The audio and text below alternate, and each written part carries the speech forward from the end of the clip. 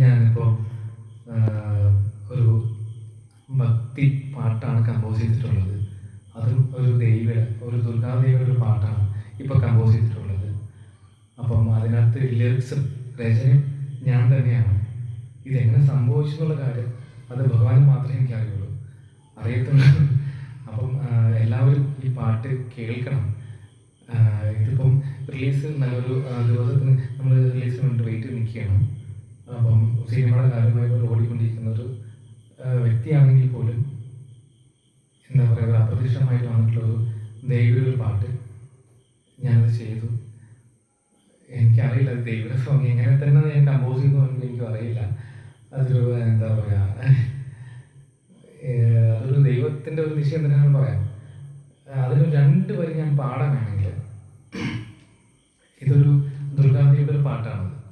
Okay.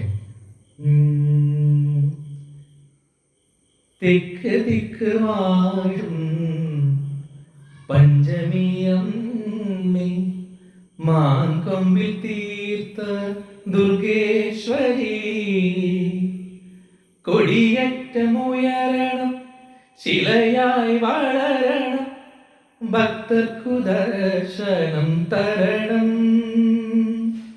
അമ്മേ ശരണം, ദേവി ശരണം, ദുർഗേ ശരണം, ലക്ഷ്മി ശരണം.